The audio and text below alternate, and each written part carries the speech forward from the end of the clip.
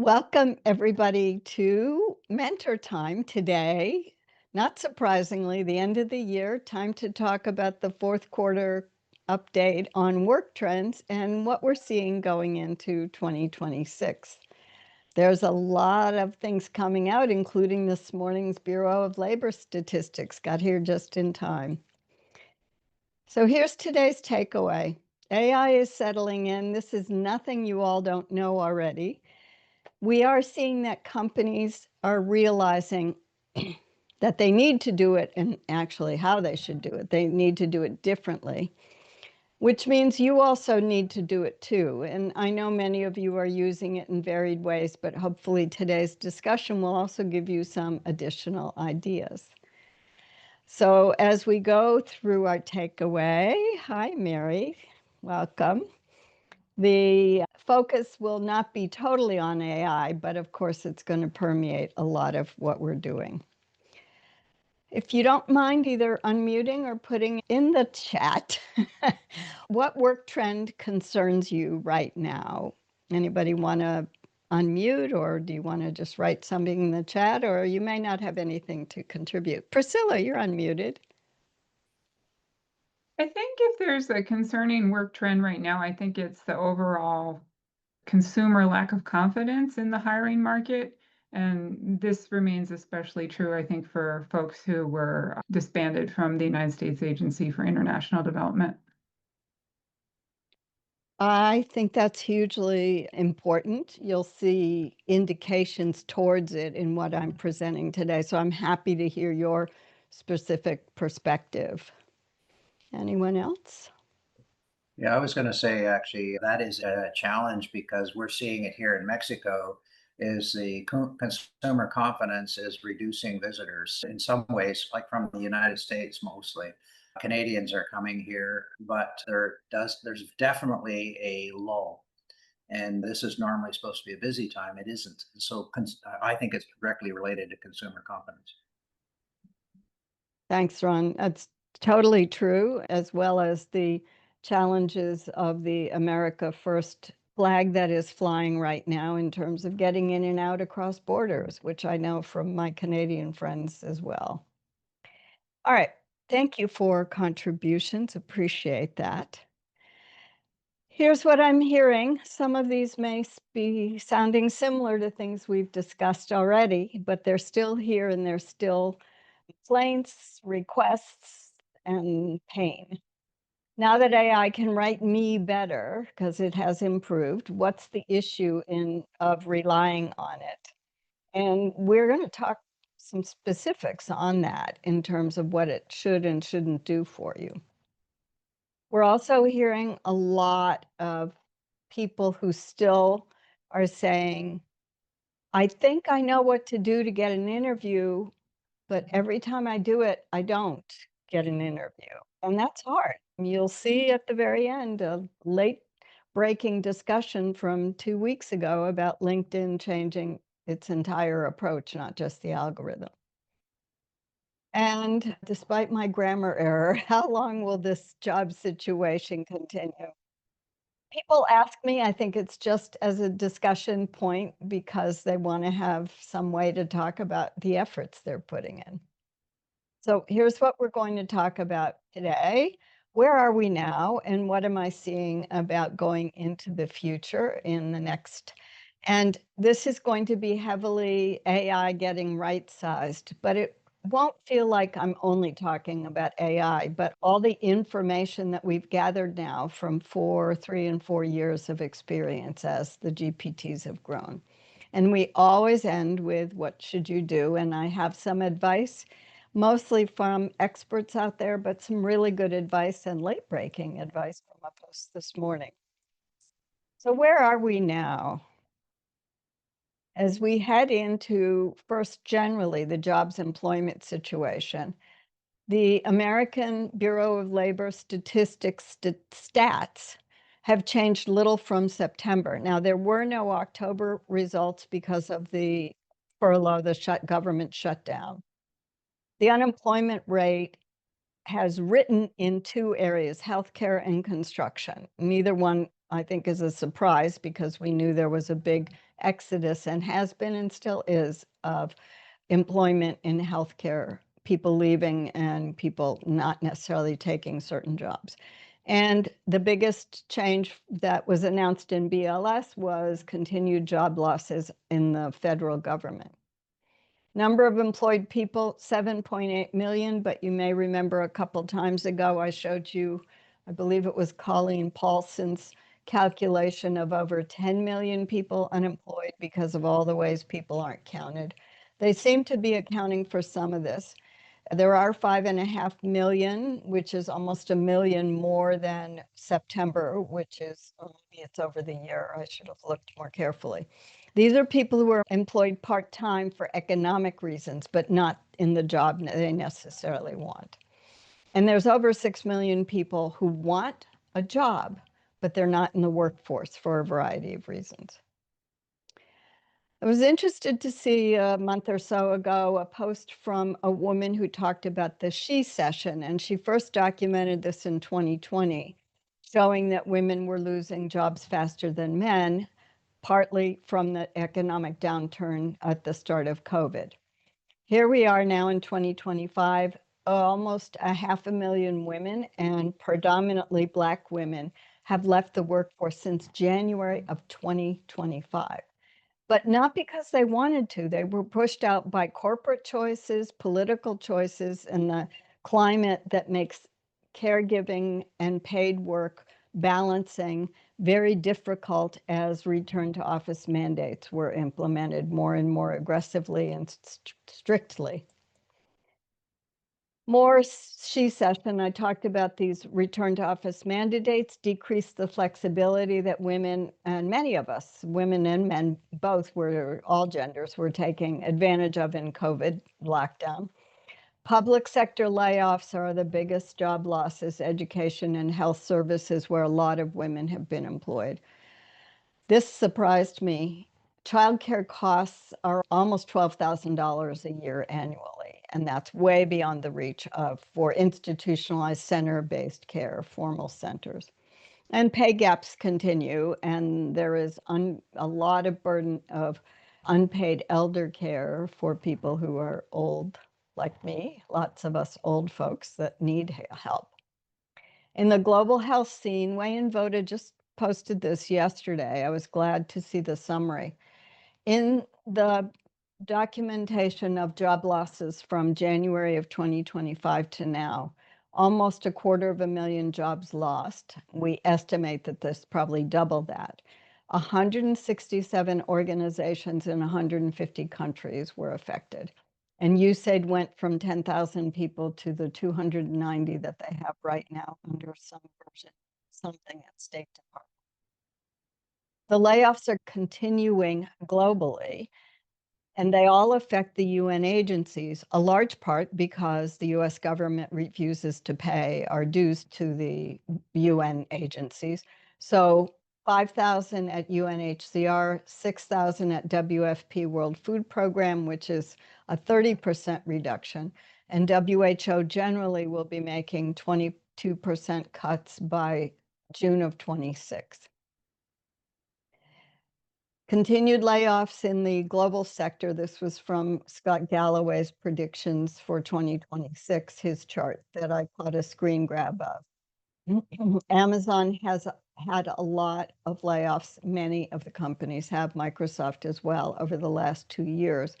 Amazon's are primarily due to all the efficiencies of both automation and from AI.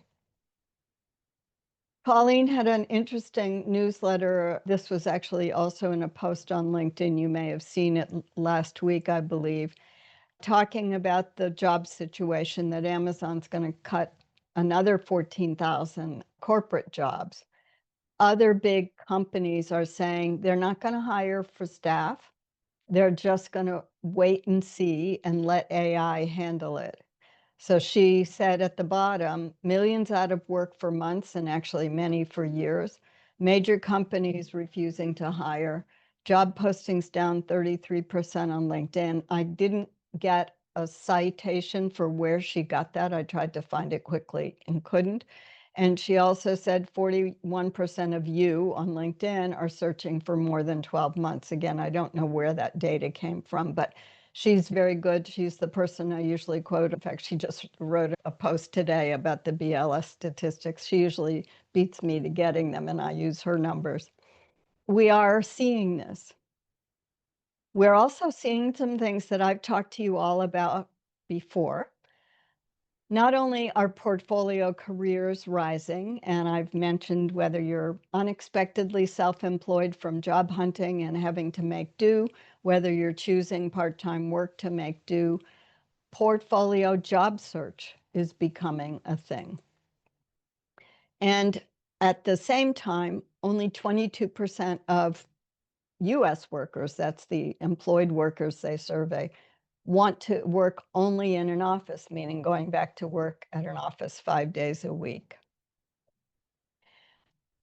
Kelsey Kritma is a global health coach, and she was quoted in this for younger workers in portfolio careers and said, the important thing is not whether you're young or old, it's that you have to be able to describe the value you bring and how you bring it.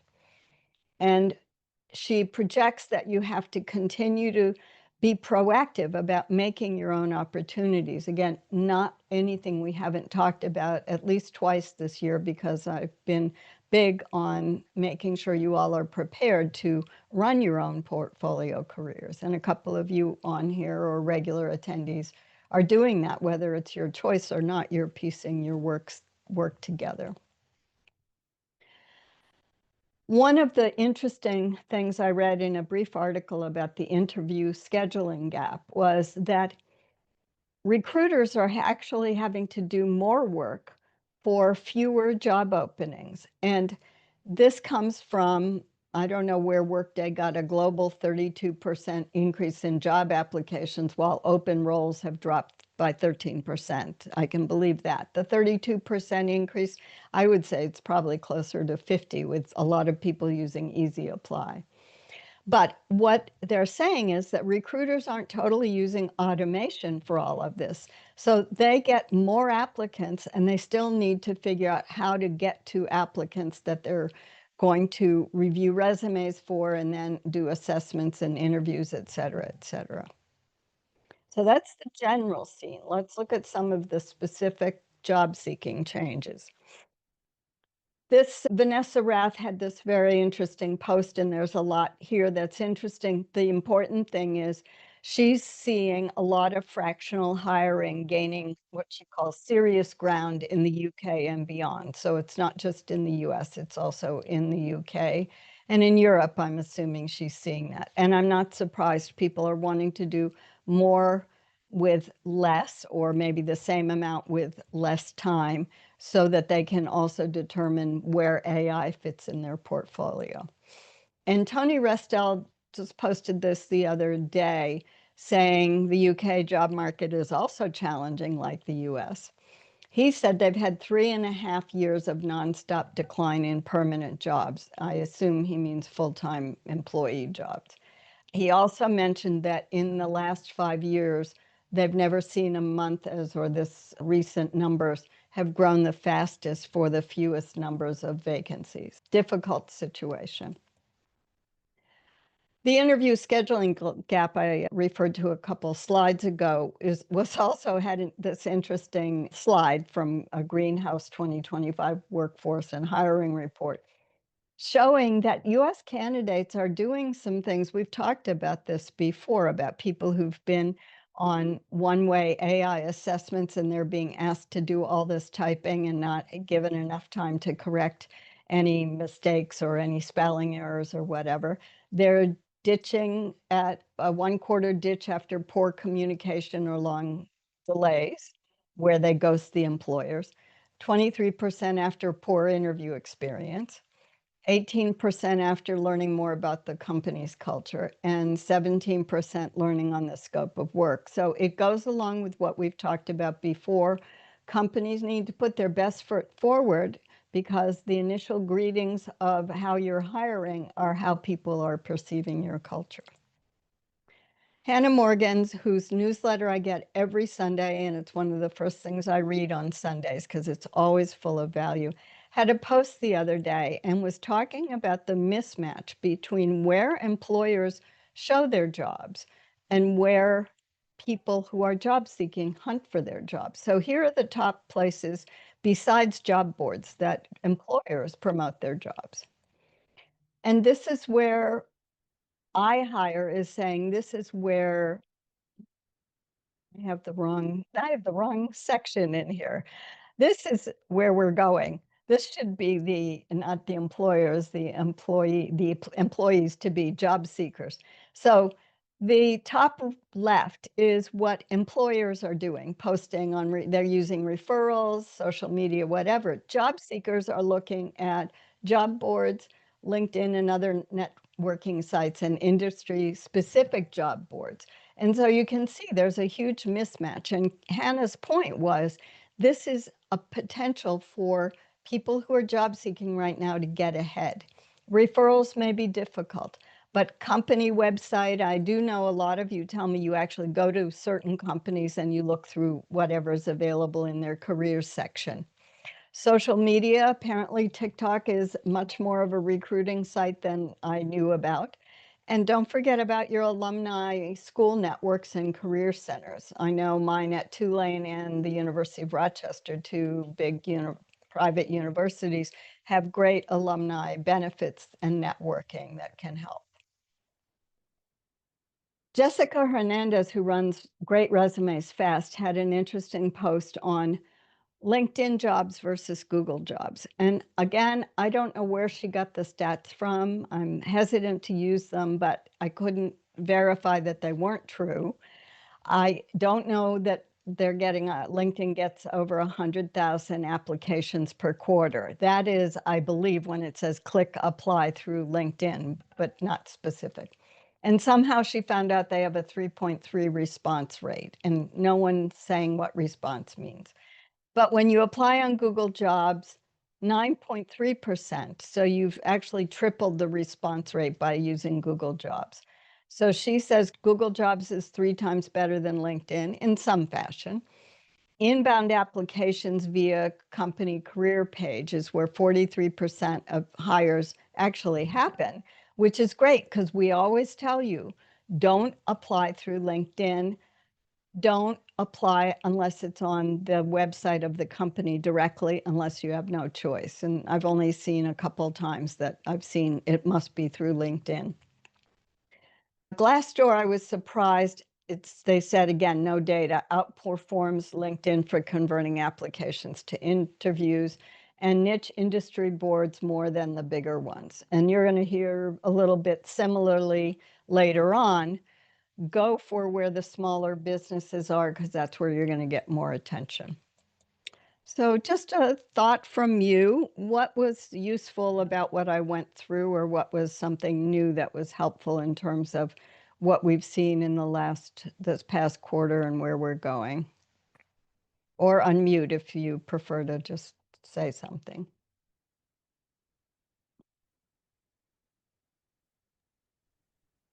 For me, actually, the mismatch was interesting. It doesn't surprise.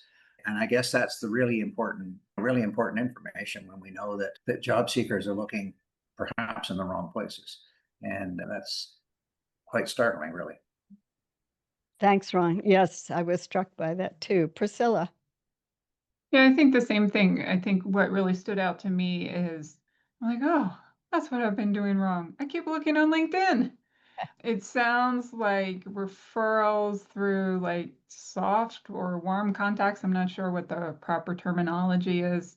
That is much more effective than simply applying through LinkedIn. And it also sounds any sort of specialty job or specialty website instead of looking through LinkedIn. It seems like there's better conversion rates. Thank you. Yes, that's great. Thank you very much. All right.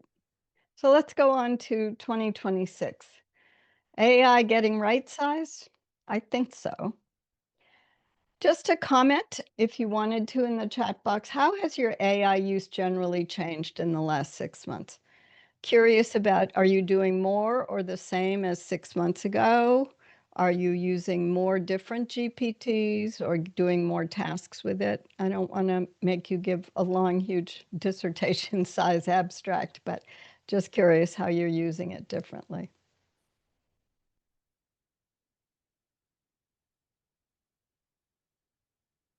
Ron, do you have a comment?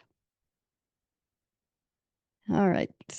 Someone said doing. Yeah, I was gonna write it, typing it in, but it's easier just to speak.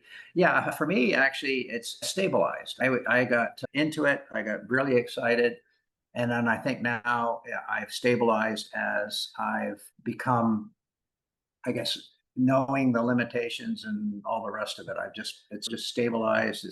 It's there. I use it when necessary. I've learned how to use it better, and I guess that's over the last 6 months for me. Great. I got great comments. So one person said, I didn't know about prompt engineering till I took a class during shutdown. That's great. I'm glad that helped you. Someone said they're doing the same application for an AI related job, but still have mixed feelings about its use. I get that for sure. Oh, welcome, Sheila. Reduced usage. And the person who learned about prompt engineering said, learned a lot about how to train it and ask better questions. Maybe I've been a little egotistical because I felt like those of us in public health and research have always probably asked better questions and maybe got better with AI, but that might be just my view of it. It just felt like we're used to answering and having explanatory things, the SMART objectives and the who, what, when, where, and why. All right, enough on public health. So what am I here? This is what you need. Great. All right, Sheila. Good. So Zap Connect is Zapier or Zapier. I don't know how they pronounce it. It is an automation tool. And they had a conference a month ago, and this was an email from their learning officer about what the big points that AI leader trends were citing during the day. AI is a connector, not just an app, and it now is able to integrate into tools you already use. Number one. Number two, everyone can build with AI because we've got more and more towards plain language ability to write and use the tools. But parenthetically, I will tell you, as you who just learned prompt engineering, it's very hard to write one long prompt. It's much easier to go through a section at a time. First do this, then do this. I found it interesting on the third point. Humans are still in charge, but companies are starting to manage bot accounts the way they manage people. I couldn't get more information on that because Zapier doesn't make the transcript up for its all-day conference available, and I wasn't able to attend it in person. The fourth point was that when AI is inside everyday processes, they're beginning to get real results. And that's what we expect to happen and hasn't happened for the last year. And they're also talking about companies are doing better at AI when they've got quick wins that fuel existing systems, which makes sense. My 2026 vision is coming from Chris Penn, who writes the Almost Timely News. He sends an email summary out every week. He's a huge marketer and a real stats person and observer of things that I've followed for years. And this end of the year review came the other day. The yellow highlight is that he said this is when models this year became smarter than PhDs in their fields of expertise across several benchmarks, meaning AI is now achieving several types of benchmarks of performance. So you can see in January 2025, a year ago, the yellow highlight is at about 30 to 40% in that first quarter. And now we're ending the quarter with benchmarks at above 60%, getting towards 65%. It's long and it's a little arduous to read, but if you wanted to. So now I'll go on to another arduous study. He talked about this study, I forgot to look who did it. it assessed human workers on their problem-solving ability with and without AI. And here are the 5 points, these first 3. AI collaboration boosts performance.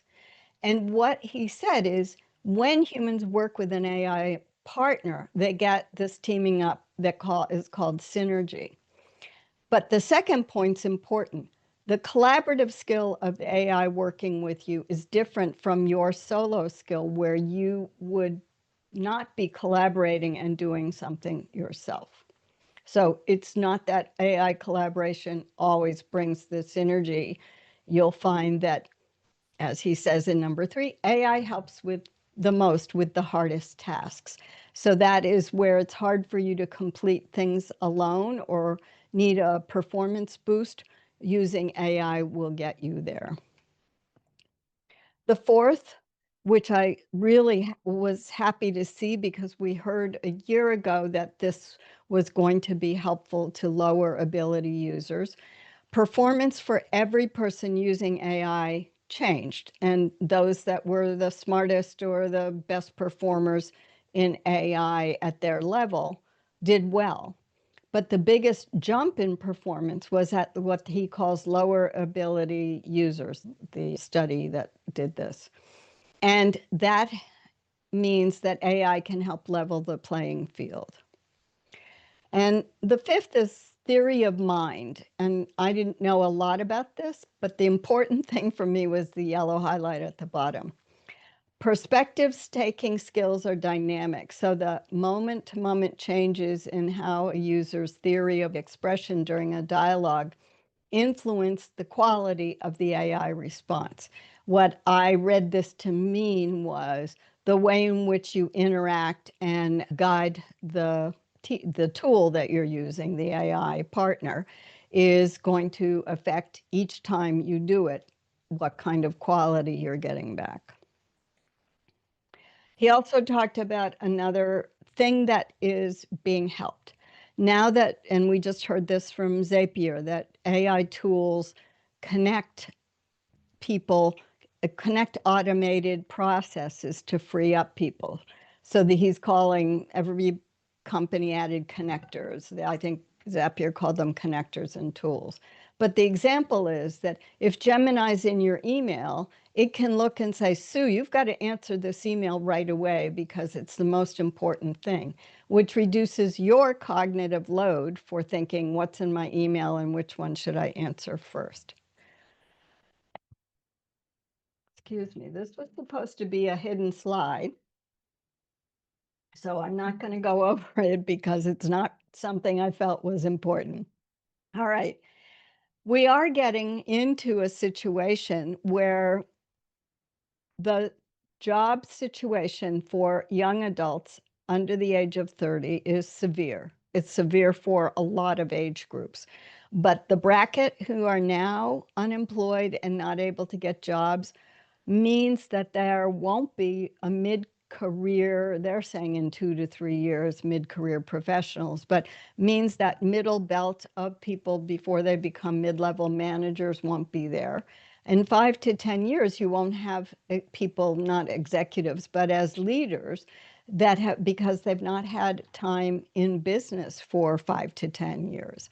So we have a lot of employment challenges. We can't go into all the societal ones that are also at play right now with people not working, and what does that mean about income, stability, and ability to make a portfolio career work for them.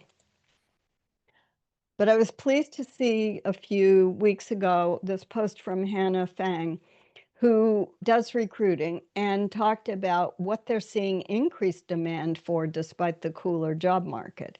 And the highlighted yellow are all the places where AI is probably useful in the job, but these are the tasks that AI cannot help with. So if people are looking and demanding for regulation advisors who can help companies understand what's relevant and act on it, then we know that something we talked about 2 years ago with AI, critical thinking skills, the ability to put together our synapses to find the unusual things that we can take forward.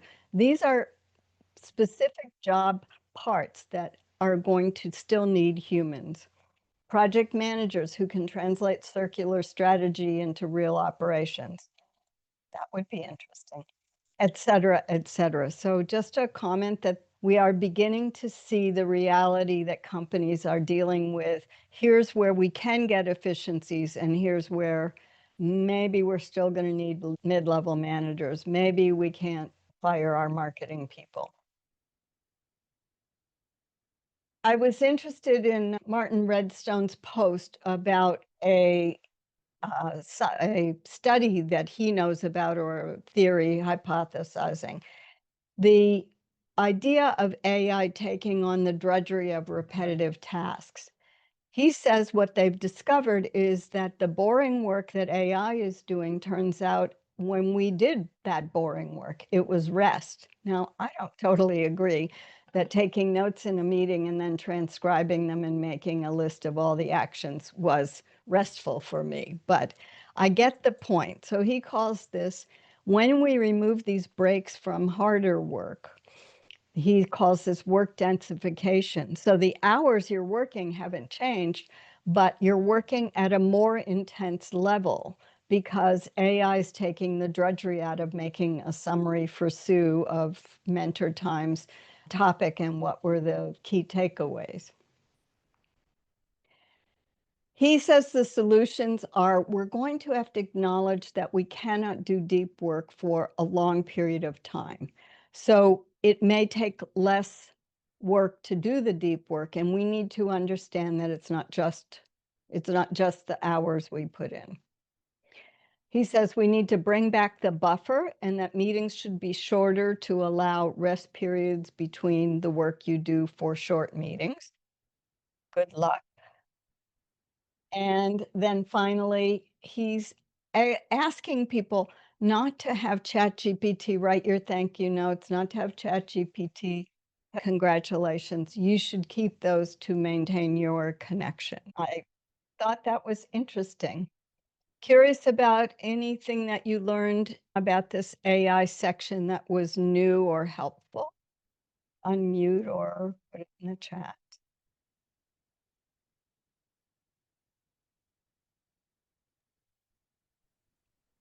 For me, it's not a surprise that because just from my own experience with what I do with AI support, is that you get a lot of, it's an intense activity. So you're doing a lot of work, and okay, some of the drudgery is being taken away, but you're busy. And so you get a lot more done in less time. And then you're on to the next project or whatever. And so in theory, you could do a whole lot of work. Now, the advantage I have is that, okay, I'm retired. So once I'm done the tasks that I needed to do, I can go off and play blackjack or whatever.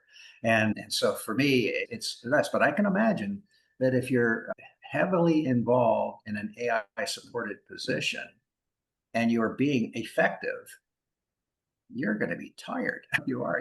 It's because it's going to be intense work. And so yeah, I think this idea of what constitutes, even this sort of silliness about back to work and more efficient and all the rest of it. Efficiency is an interesting challenge because in the end, people get tired and they get worn out.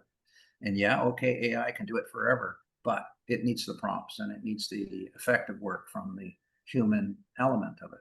And so I can see people burning out, tiring out. Thanks, Ron. Mary? Most of what you shared is new to me, Sue. So thank you for all those data points and the contact names too. And I think in particular, what jumped out towards the end as well was Hannah's take on roles that AI is not capable of performing. Thanks. I think that's the critical piece we still need to identify and keep identifying. And you'll see, I found a formula that might help us do some of that. All right, we're going to end with what should you do? I'm going to skip over what information you're still missing and give you some more information. ARP and LinkedIn partnered on a report. Who knew until the other day when I saw this? I was glad ARP is trying to get attention to the boomers like me, who are a big part of the economy, even still trying to work. What I thought was fascinating is LinkedIn used its LinkedIn Learning tech courses to judge who was taking these tech courses. And it turns out workers 50 plus in the last 3 years went from barely 20% to almost 30% of all LinkedIn tech training sessions, and whatever that means and however they completed it. Their tech skills grew a little. It says while younger workers dropped whatever. That may be dropped, meaning they didn't finish the course. I don't know how they're judging that. And I can envision younger workers not finishing some of the courses, because I've certainly taken a couple that ended up being more basic than I thought. But the message ARP can help make sure LinkedIn takes forwards is older leaders are not showing the mythology. Let me reframe that. Older leaders' mythology was they're not tech savvy enough. And yet I'm the first to tell you, I'm a digital pioneer. I took everything that came up whenever it came, starting with typewriters, self-correcting typewriters, electronic word processors, computers. So I was happy to see them saying those workers were out here leading the pack, and they bring a lot of knowledge and experience about leading teams, communicating decisions, and how to get people to work together. So that's not going to save us from the companies who don't want to just not pay an expensive salary. But guess what? Jessica Hernandez, the person who from Great Resumes that we talked about a few minutes ago, had a very interesting post. And here's what she talked about with Maria, who was not doing well in terms of getting past the age gap.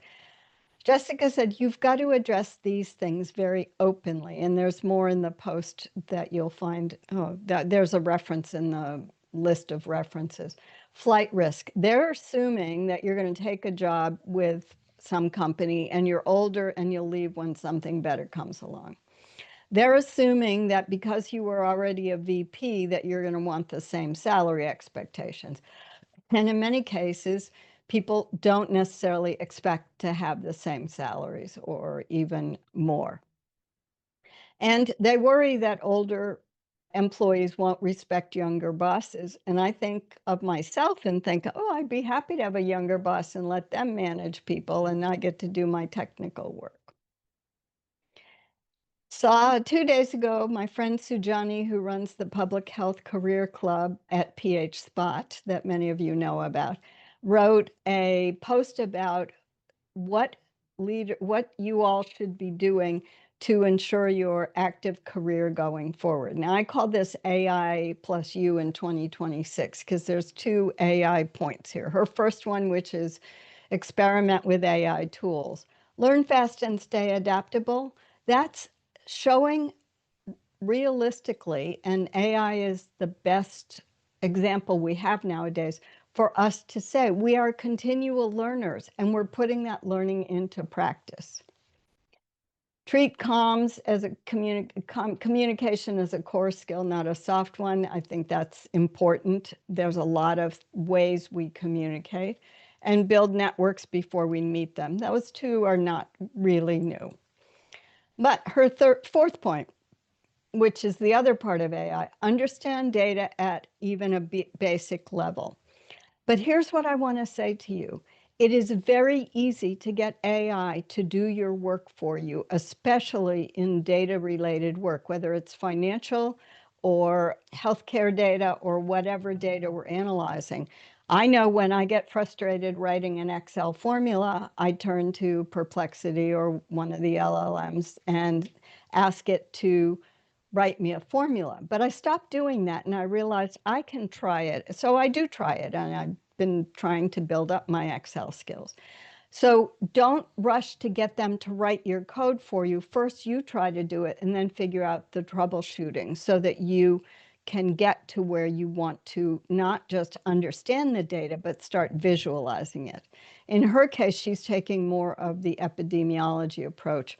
Make sure you understand what a dashboard interpretation means when you're looking at financial data or healthcare data.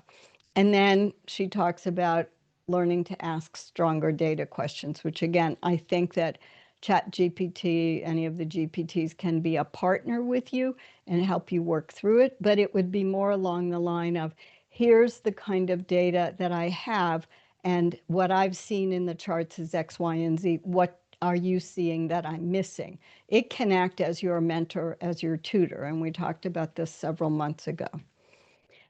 The last two are for you and your personal goals professionally.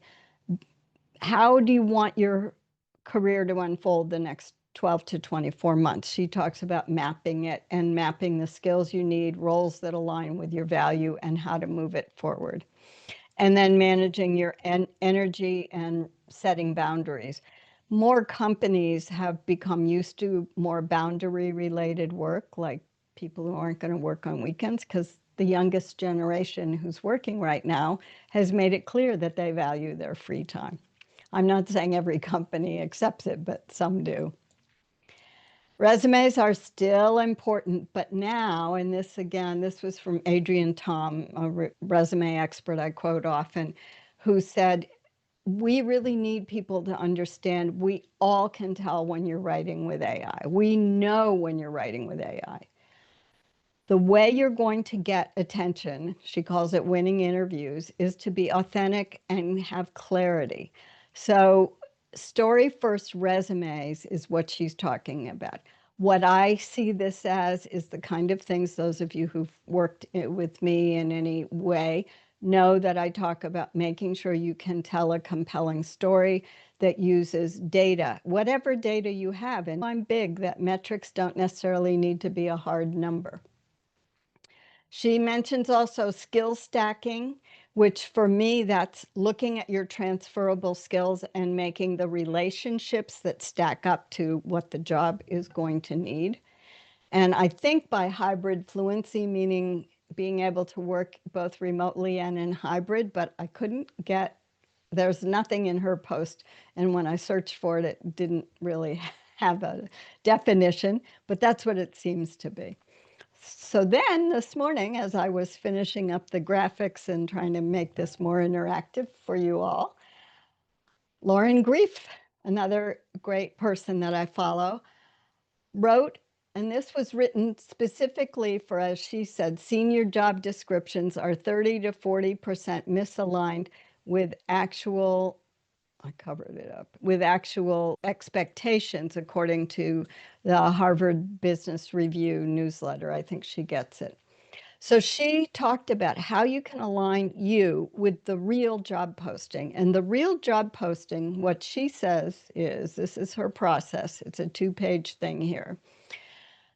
You take your favorite LLM or GPT, add the job posting that you're looking at. Find a recent article or interview from the CEO and go to the company website or ask the GPT to find the 2026 priorities. And she gave you the prompt, list the top 5 urgent and expensive problems that this role, whatever role you're looking at in that job posting for the company, would solve and why. And then the second part of it is then you add in, without the spelling error, adding your own resume and LinkedIn profile into this. If this were me, I'd be doing it in Notebook LLM, where I have this stuff already in there.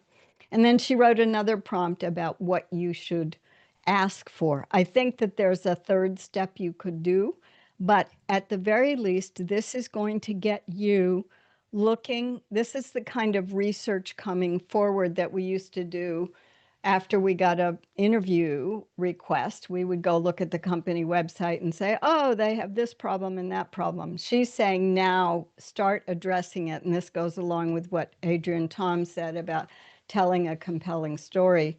You can then use that information about, here's why I am in the cover letter. Here's why I'm the best candidate for solving 2 of your top 5 expensive problems you're probably facing next year, blah, blah, blah, blah, blah, blah, whatever you bring forward. I thought it was a useful thing to use the job posting to decode further where the company's going to be having problems, not just the role itself. That was new for me.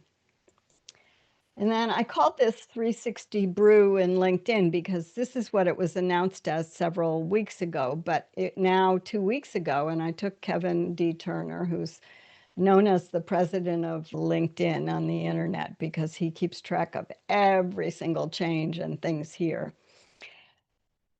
2 weeks ago, LinkedIn unveiled a totally new system. It has 3 parts to it. Llama 3, which is their more intelligent feed retrieval, and it answers the question, these questions on the right are from Kevin, who should even see your stuff? So LinkedIn's going to start using AI to decide what stuff should be shown and to whom. And then Brew 360, they've switched it around, powers, then you get ranked. And the ranking is where do you show up in that person's feed, or anyone's feed? Are you way lower down? Are you going to be shown 2 days later? I don't know if many of you have had the experience a lot of us have been having where I get shown posts that are 6 or 7 days old or 2 weeks old, events that have passed by, and I think, why didn't I know about these? They've been experimenting clearly. And finally, they're going to have an AI-powered natural language search. I need to tell you that we are suspecting that a lot of these features are going to start being implemented in a pay-to-play way, meaning they're starting to cut out even more what free profiles get and even premium, the basic premium business gets. But the natural language search, even more than we already could do, would be find someone who has X or Y. Find someone in Detroit who knows how to operationalize a TED Talk and write a referee journal article on it. Whatever, I'm making that up for sure. Here's what he says to maximize your efforts right now. First thing, rewrite your headline for who you help. Now, we've seen a version of this before, and he says, instead of senior manager, blah, blah, blah, helping mid-sized B2B companies cut churn and grow, blah, blah, blah. I think that I would say more like innovating business processes to include an AI partner to identify revenue generating opportunities. I'm making that up as I go along, but it's not enough just to have the job title of focus and then what you're great at, strategic leader. And I'm sure there'll be more, including Brenda Meller, who's had a formula that I've used in the course for years as we figure this out. Then number 2 is for making your about section answer what problems do you reliably solve. Now, this isn't a lot of change for those who follow US market LinkedIn trainers who are more about what problems companies have and how you solve them. But it's saying use all of your opportunity in, I think, 2,600 characters in your about section. Give them more information on your secret sauce. Third, rework your bullets as evidence, not responsibilities. This shouldn't be a surprise for any of you who work with me. You've already been doing this. You have evidence-based results. You have the Oates formula for outcome contribution statements. And finally, LinkedIn is recommending that we keep ourselves in a very narrow lane. Don't try to be everything for everybody. But posting and commenting should signal the 2 to 3 lanes you want to be in. I haven't quite got down exactly what this means, but it certainly is looking to drive the signals of what people are seeing by what you call yourself an expert in. So you're not trying to be both the basketball coach and a swimming coach. All right, we're almost done. Lots of information. This came from the Weigh and Vote a Career Pivot organization he started, recently about side hustles, and they were talking about people who are unemployed now because of all the federal firings, to consider that you're needing to probably do something like this. And I've called this for the last almost year being unexpectedly self-employed, because when you are job hunting, you are not employed, but you're taking care of employment so that you have enough money to put food on the table. So the biggest part of the benefits I see are what they're talking about. Running a business, running a side hustle is growing a different part of your identity and gives you a chance to show yourself differently. And I'm going to go back today to the Google Jobs versus LinkedIn that Jessica Hernandez told us about. She said that most businesses are small to medium-sized companies. To remember that, not everything's an Amazon. And these are the 5 steps that she said will be a way to go forward using both LinkedIn and Google Jobs, as well as career pages, one niche. And so I'm going to stop there and ask, what's one piece of advice that you will act on today from today's info? I think I've already heard some things from you, if anybody wants to unmute. I can't even remember the last time I looked at Google Jobs, if I ever have. So I feel like that's probably something I'll go and check out. That's great. And Google Jobs, I like it because it's right in the search bar and then it comes up and it actually, you get to things more directly than LinkedIn lets you. LinkedIn wants to collect the numbers. All right, so we'll wind up with, again, our takeaway. AI is settling in. We've seen the data today. Companies are realizing they need to do it differently, and that means you all need to do it too, and hopefully you've got some good ideas for this. So quickly, before I ask Ron, we've got 2 pages of references I'll send to you all, including the last Mentor Time. So you'll have 2 sets of recordings to watch and replay on YouTube. I'll send them out in a couple days. Ron, comments, thoughts?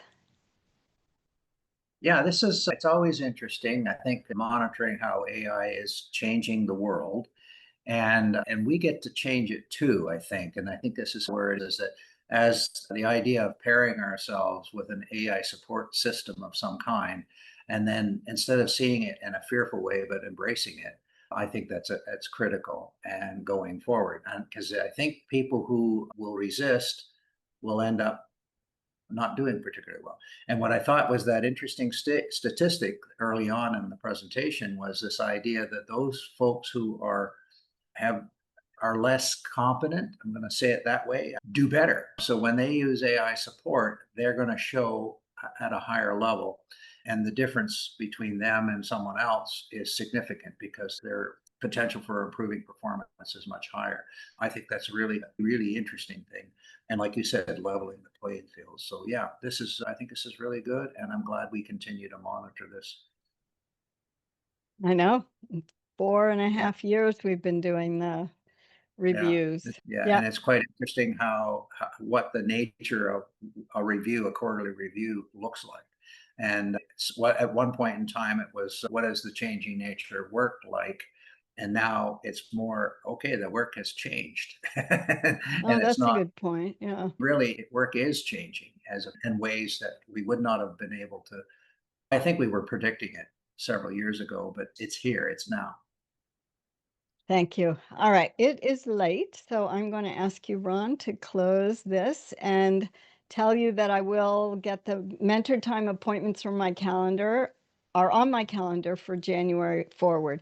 I will get them out to you in the next couple of days because I need to write a message and I want help from all of you about types of the topics that you want. I have some topic choices. I want people to decide what they want to hear about early on.